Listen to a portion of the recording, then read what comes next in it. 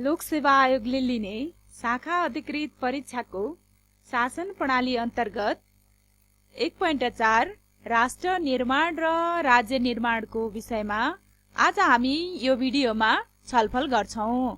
अब हामी राष्ट्र के हो यो विषयमा छलफल गर्न गइराखेका छौं। राष्ट्र निर्माण के हो भन्ने जान्नुभन्दा पहिला हामीले राष्ट्र के हो भन्ने नबुझिकन राष्ट्र निर्माण के हो भन्ने बुझ्न सक्ने कुरा हुँदैन। साझा भाषा, साझा धर्म, एउटै उत्पत्तिको भूगोल, जातीयता, साझा संस्कृति, समान पहिचानको आधारमा बनेको मानिसहरू बीचको भावनात्मक एकताको समष्टिगत रूप नै राष्ट्र हो। नेपालको संविधानले नेपाल राष्ट्रको बारेमा संविधानको धारा 3 मा डिफाइन गरेको छ।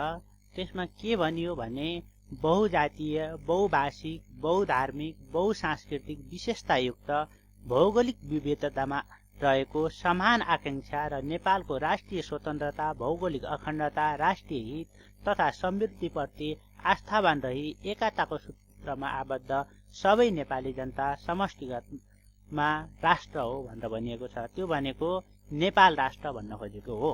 राष्ट्र भावनात्मक एकताको विषय हो, त्यसैले यो देखाउन सकिँदैन तर अनुभूत गर्ने विषय हो। एउटै राज्यभित्र बहुराष्ट्र हुन्छन् भने राष्ट्रियता देशको भूगोलभन्दा बाहिरसम्म पनि फैलिएको हुन्छ। साथै एकै व्यक्तिमा बहुराष्ट्रको मिश्रण समेत पाइन्छ। नेपाल 4 वर्ण 36 जातको साझा फुलबारी हो भनेर पृथ्वीनारायण शाहले भन्नुभएको छ। अब हामी राष्ट्र निर्माण कसरी हुन्छ भन्ने विषयमा छलफल गर्न गइराखेका छौं। सामान्य भाषामा भन्दा जुन हामीले अगाडि राष्ट्र भन्ने परिभाषा बारेमा छलफल गर्यौं, त्यही राष्ट्रलाई अझ मजबुत बनाउने, अझ बलियो बनाउने भन्ने नै राष्ट्र निर्माण हो। नागरिकहरूमा एकताको भावनामा विकास नै राष्ट्र निर्माण हो। तर हाम्रो जस्तो बहुजातीय, बहुभाषिक, बहुधार्मिक र बहुसांस्कृतिक भएको देशमा एउटै मात्र नेपाली भाषा मात्र, हिन्दू धर्म मात्र भनेर राष्ट्र निर्माण हुँदैन। नेपालको सन्दर्भमा भन्दा सबै जाति, धर्म, भाषा, संस्कृतिको उचित सम्मान र संरक्षणबाट अनेकतामा एकताको निर्माणबाट नै साँचो अर्थमा राष्ट्र निर्माण हुन सक्ने हुन्छ। त्यस्तै राष्ट्र निर्माण साझा पहिचानको स्थापना मार्फत राष्ट्रप्रति निष्ठावान नागरिक निर्माण गर्नुलाई राष्ट्र निर्माण भनिन्छ भनेर विद्वान कार्ल डोयसले भनेका छन्। राष्ट्र निर्माण भनेको सामाजिक सांस्कृतिक अवधारणा हो। राज्य निर्माण राजनीतिक अवधारणा हो भने यो सामाजिक र सांस्कृतिक अवधारणा पनि हो। राष्ट्र निर्माण अन्तर्गत के पर्छन् त? यस अन्तर्गत के कुराहरू पर्छन् भन्दा राष्ट्रिय चिन्हहरूको सम्मान, राष्ट्रिय एकता, राष्ट्रिय एकीकरण, राष्ट्रिय सामाजिकीकरण पर्दछन्। अब हामी राष्ट्र निर्माणका समस्या र चुनौतीहरूको बारेमा छलफल गर्छौं। राष्ट्र निर्माणका समस्याहरू भनेको जातीय र भाषिक तथा धार्मिक द्वेष सबैभन्दा चुनौतीको रूपमा आएको छ। जातीय पहिचानको कुरा उड्दा उड्दै जातीयतामा हामी बढी गयौं कि भन्ने एउटा समस्या पनि देखिरहेको छ। पृथ्वीनारायण शाहको राज्य एकीकरण प्रक्रियाप्रति नै दोषारोपण सुरु भएको छ। यो पनि एउटा समस्याको रूपमा रहेको छ। एक थरी मानिसहरू पृथ्वीनारायण शाहलाई देवत्वकरण गर्ने र अर्को थरी मानिसहरूले दानवकरण गर्ने एउटा प्रचलन छ। एक थरी मानिसहरू के भन्छन् भने पृथ्वीनारायण शाहले राष्ट्र निर्माण गरेका होइनन्, राज्य निर्माण मात्र गरेका हुन्, गोर्खा राज्यको विस्तार मात्र गरेका हुन् भनेर भनेका छन्। तर पनि हामीले के बुझ्नुपर्छ भने उनले गोर्खालाई राजधानी बनाएनन्, काठमाडौँलाई राजधानी बनाए। उनले 4 वर्ण 36 जातको फुलबारी भनेर भने र एउटा राष्ट्र निर्माणको काम पनि सँगसँगै गरेका थिए। गोर्खा राज्यको विस्तार मात्र थिएन भन्ने कुरो हामीलाई बुझ्न पर्ने जरुरी भइरहेको छ। अर्को पहिचानको विषय पेचिलो बन्दै गइरहेको छ। राजनीतिक नेतृत्वप्रति नागरिकहरूको अविश्वास र वितृष्णा बढिरहेको छ। त्यसले गर्दाखेरि राष्ट्रियता, राष्ट्रप्रतिको गर्व त्यो कमजोर हुँदै गइरहेको छ।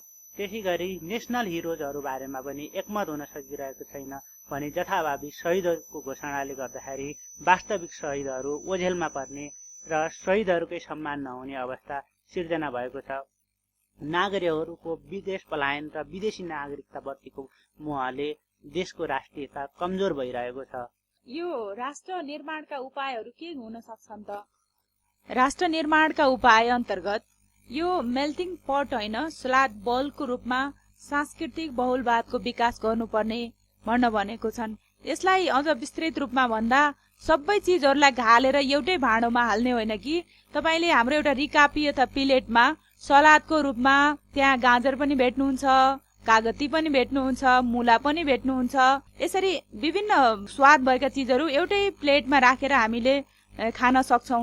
त्यो नै एउटा उदाहरणको रूपमा यसरी विकास गर्नुपर्छ भन्ने हो। र तिनीहरूको आफ्नो आफ्नो स्वाद हुन्छ, तर तिनीहरूलाई हामीले एक ठाउँमा घालमेल गरेर मेल्ट गर्नु हुँदैन भन्ने यसरी निर्माण भएको छ नेपालको परिप्रेक्ष्यमा। त्यस्तै सीमान्तीकरणमा पारिएका जाति समुदायको राजनीतिक मूल प्रवाहीकरण। यो सीमान्तीकरणमा पारिएका जाति समुदायलाई यो के हुन्छ भने तिनीहरूलाई पावर अनि अथोरिटी, तिनीहरूलाई अपर्च्युनिटी को अवसर दिएर राज्यको मूल प्रवाहीकरणमा ल्याउनु पर्दछ। राष्ट्र, राष्ट्रिय चिन्हहरू, राष्ट्रिय दिवस, सम्पदा, संस्कृतिप्रति गर्वको भावना विकास। अहिलेको संविधानले यो कुरालाई मनन गरेको छ। जस्तै पहिले हामी बढी हिन्दू राष्ट्र भएको हुनाले दशैं तिहारलाई प्रायोरिटीमा राख्थ्यौं भने अहिले विभिन्न जात जाति समुदायहरूको पर्वलाई पनि हामीले बिदा दिन सुरु गरेको छौं। त्यस्तै संरचनाहरूको नवनिर्माण, पुनर्निर्माण र पुनर्स्थापना, संघीयताको प्रभावकारी कार्यान्वयन र शासनमा नागरिकहरूको अपनत्व विकास। यो देशले संघीयता धान्न सक्दैन अथवा संघ र स्थानीय तह मात्र हुनुपर्छ, प्रदेशलाई फाल्नुपर्छ भन्ने विषयमा विविध धारणाहरू आएको छन्। हामीले संघीयता बनाइसकेपछि अब यसलाई कसरी कार्यान्वयन गर्नुपर्छ भन्ने विषयमा हाम्रो जोड जानुपर्छ। अझ यसलाई प्रभावकारी रूपमा सञ्चालन कसरी गर्नुपर्छ भन्ने कुरामा हामी जोड दिनु पर्दछ। तब मात्र राष्ट्र अझ मजबुत भएर अगाडि बढ्छ। समानुपातिक समावेशीकरणको अवलम्बन तथा सीमान्तकृत वर्गभित्रको सभ्रान्त वर्गको निरुत्साहन। त्यसैगरी अहिलेसम्म हामी राष्ट्र र राष्ट्र निर्माणको बारेमा छलफल गर्यौं। अब हामी राज्य निर्माणको बारेमा छलफल गर्छौं। त्योभन्दा अगाडि राज्य के हो त? हामी धेरै व्यक्तिहरू राष्ट्र र राज्यको बीचमा सिनोनियमको रूपमा प्रयोग गरेको पनि देख्छौं। वास्तवमा राज्य र राष्ट्रमा आकाश पाताल भिन्नता छ। त्यसमा राज्य भनेको निश्चित भूभागहरूमा राजनैतिक रूपमा संगठित सार्वभौम सत्ता सम्पन्न नागरिकहरूको संगठित संस्थालाई राज्य भनिन्छ। एक पूर्ण आत्मनिर्भर जीवन प्राप्तिको लागि संगठित भएको पारिवारिक एवं गाउँहरूको समुदाय नै राज्य हो भनेर अरस्तुले डिफिनेसन दिनुभएको पनि छ।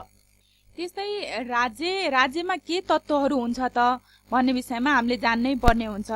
राज्यमा पहिलो कुरा त जनसङ्ख्या हुन्छ, भूगोल हुन्छ, सरकार हुन्छ, सम्प्रभुता हुन्छ, पहिचान र अन्तर्राष्ट्रिय मान्यता हुन्छ। यो अब हामी नेपालको संविधानको धारा 4 ले राज्यको विषयमा के भनेको छ त त्यो विषयमा छलफल गर्छौं।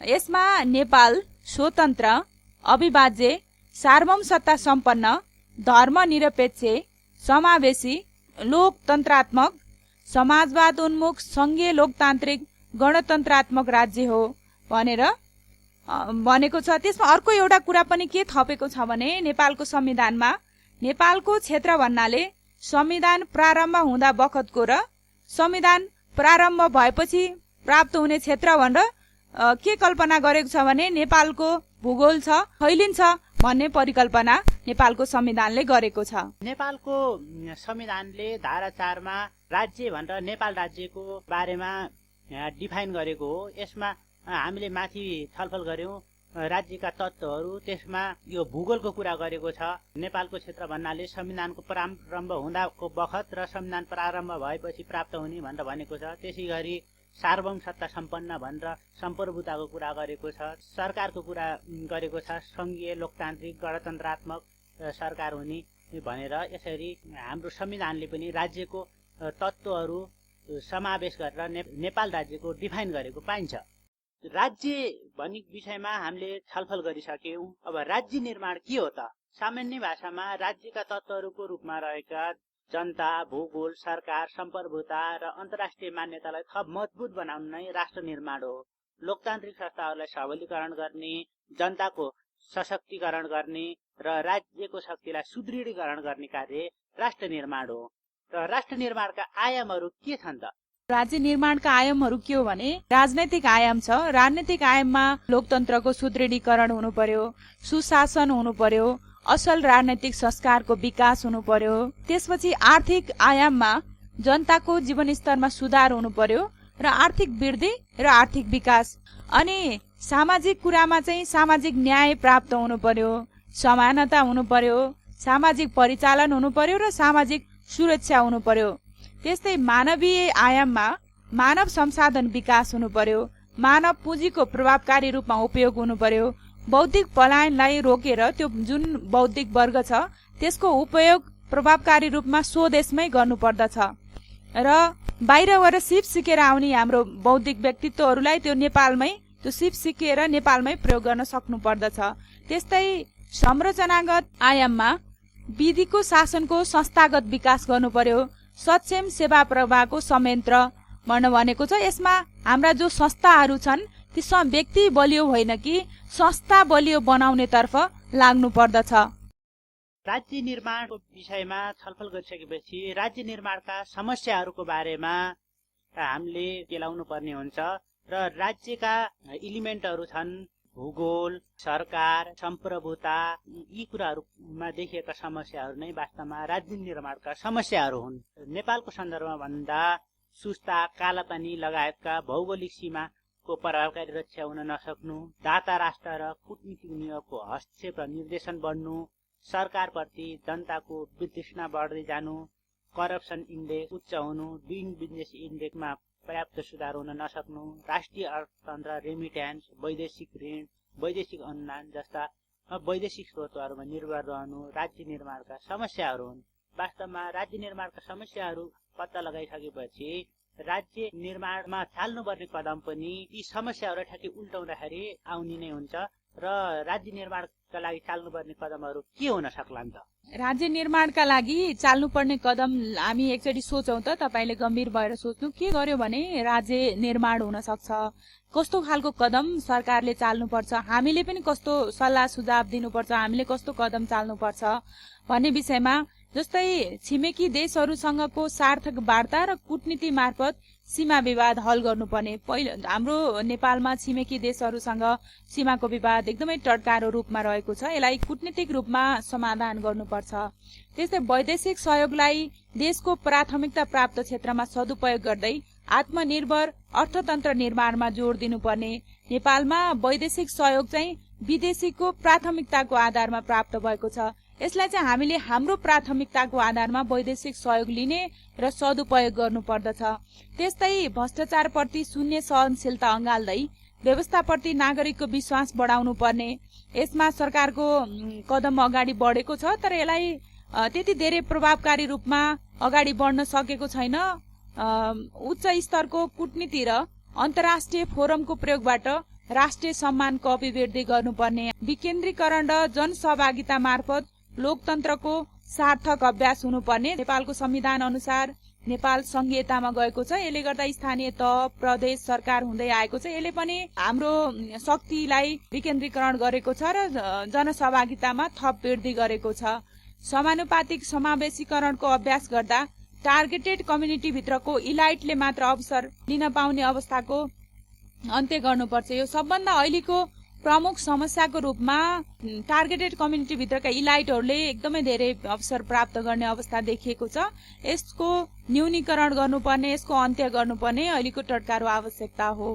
राज्य निर्माण र राष्ट्र निर्माणको बीचमा हामीले छलफल गरिसकेपछि एउटा कन्सेप्ट आइसक्यो र राज्य निर्माण र राष्ट्र निर्माण बीचको अन्तर सम्बन्ध चाहिँ के छ त? यसको मेन समानताहरू भनेको राष्ट्रिय भावनाले ओतप्रोत नागरिकले नै राज्यलाई सबल बनाउने हुन्छ। त्यसले गर्दाखेरि राष्ट्रिय भावना राज्य निर्माणसँग पनि सम्बन्धित छ। राज्य निर्माण र राष्ट्र निर्माण दुवैको उद्देश्य अन्ततः नागरिकलाई समृद्ध बनाउने र सशक्तिकरण गर्नु रहने हुन्छ। त्यसैगरी राष्ट्रिय एकता राज्यको वास्तविक शक्ति हुन्छ। राज्यको शक्ति भनेर भनेको राष्ट्रियता बलियो भयो भने मात्र हुन्छ। त्यसैगरी राष्ट्रियतामा आधारित विविधता राज्यको सामाजिक सम्पत्तिको रूपमा रहेको हुन्छ। राज्यको अस्तित्व बिना राष्ट्रको अस्तित्व र राष्ट्रको अस्तित्व राज्यको अस्तित्वसँग अत्यन्त घनिष्ठ रूपले गाँसिएको हुन्छ। त्यस्तै राज्य निर्माण र राष्ट्र निर्माण बीच अन्तर्सम्बन्ध अन्तर्गत अर्को छ देशको अस्तित्वको लागि राष्ट्रिय भावना र सार्वभौम राज्य दुवै आवश्यक हुन्छ। राष्ट्रिय भावना आत्मा हो भने राज्य देह हो। यो दुईटै हाम्रो शरीरमा भएन, हाम्रो शरीर भएन आत्मा मात्र भयो, आत्मा भएन शरीर मात्र भयो भने यो सञ्चालन हुन सक्दैन। राज्यभित्र विभिन्न राष्ट्रहरू हुन्छन्, जस्तै संयुक्त अधिराज्यभित्र इङ्ल्यान्ड, आयरल्यान्ड, स्कटल्यान्ड, वेल्स राष्ट्रहरू छन्। त्यस्तै राष्ट्रभित्र विभिन्न राज्यहरू हुन्छन्। कुर्द राष्ट्रभित्र इरान, इराक, सिरिया, टर्की लगायतका राज्यहरू छन्। यो राज्य र राष्ट्रको समानता। राज्य र राष्ट्र निर्माणको भिन्नता के छ त? राष्ट्र निर्माण भनेर भनेको व्यापक क्षेत्र देशको सीमा बाहिरसम्म पनि फैलिएको हुन्छ, तर राज्य निर्माण भन्दा बित्तिकै भूगोलको कुरा आउँछ। त्यसैले गर्दा यो राष्ट्रिय सीमाभित्र सीमित हुन्छ। राष्ट्र निर्माण भावनात्मक बन्धनमा आधारित हुन्छ भने राज्य निर्माण कानून नियमको बन्धन र आर्थिक सम्बन्धबाट निर्देशित हुन्छ। राष्ट्र निर्माण सामाजिक सांस्कृतिक संरचनासँग सम्बन्धित हुन्छ भने राज्य निर्माण राजनीतिक संरचनासँग सम्बन्धित हुन्छ। राष्ट्र निर्माण मनोवैज्ञानिक र भावनात्मक एकता निर्माण गर्छ। त्यसैगरी राज्य निर्माण अन्तर्गत राजनीतिक, आर्थिक, सैन्य जस्ता भौतिक शक्तिमा आधारित भएको हुन्छ। विश्वका जुनसुकै कुनामा रहेका डायस्पोराले राष्ट्र निर्माणमा योगदान गर्न सक्ने हुन्छ, तर राज्य निर्माण अन्तर्गत देशभित्रकै स्रोत साधनहरू मौलिक शक्तिहरूको आधारमा राज्यलाई बलियो बनाउने काम भएको हुन्छ। त्यस्तै हामी राज्य निर्माण र राष्ट्र निर्माण बीचको फरकको विषयमा छलफल गरिराखेका छौँ। राष्ट्र निर्माणमा अन्तर्राष्ट्रिय मान्यता आवश्यक हुँदैन, त्यो आफै मनोभाव हुने कुरा हो। त्यस्तै राज्य निर्माणमा चाहिँ अन्तर्राष्ट्रिय मान्यता आवश्यक हुन्छ र भाषिक सांस्कृतिक प्रथा परम्पराले राष्ट्रको व्यवस्थापकीय भूमिका खेल्छ भने राज्य निर्माणमा सरकार राज्यको व्यवस्थापकीय भूमिकामा हुन्छ। अब राष्ट्र निर्माण अनुभूतिमा व्यक्त हुन्छ, मापन गर्न सकिँदैन। राज्य निर्माण चाहिँ संरचनागत वस्तुगत हुन्छ, राज्यको शक्ति यकिन गर्न सकिन्छ। राष्ट्रिय भावना भनेको 100औं वर्षको अन्तर्घुलनले पैदा हुने भावनात्मक एकता हुँदा यो एक रातमा बन्दैन र एकाएक हराउँदैन पनि। युद्धका समयमा राज्यहरू केही दिनभित्रै जन्मने वा अस्तित्व लोप हुन सक्छ। यति छलफल गरिसकेपछि अन्तिममा निचोडमा भन्नुपर्दा राष्ट्र निर्माण र राज्य निर्माण एक अर्काका परिपूरकका रूपमा रहेकाले दुवैलाई एकसाथ बढाउन सक्नेमा मात्र देशको आर्थिक, सामाजिक, सांस्कृतिक, भाषिक र राजनीतिक विकास सम्भव हुन्छ। राज्यको क्षमता निर्माण, संरचना विस्तार, प्राकृतिक स्रोतको सदुपयोग र प्रतिफल बाँडफाँडमा समन्वयमा जोड दिनुका साथै देशमा रहेका हरेक जात जातिहरूको पहिचान, संस्कृतिको संरक्षण, आत्मसम्मान र स्वाभिमानको कदर गर्दै राष्ट्रिय एकता हासिल गर्न सकेमा मात्र लोकतान्त्रिक आन्दोलनबाट प्राप्त उपलब्धि संस्थागत हुनुको साथै देशले हासिल गर्न खोजेको र संविधानले भनेको समाजवाद उन्मुख आर्थिक समृद्धि प्राप्त हुन सक्ने देखिन्छ। अब तपाईले निष्कर्ष त सुनिसक्नुभयो। निष्कर्ष सुनिसकेपछि हामीले भनिराख्ने अन्तिम शब्द छ, हाम्रो च्यानललाई सब्स्क्राइब गर्न नबिर्सिनुहोस् र हामीले लेखेको विषय, हामीले बनाएको भिडियोमा कहीँ कतै कमी कमजोरी छन् भने हामीलाई सल्लाह सुझाव दिन नबिर्सिनुहोस् है। धन्यवाद। नमस्कार।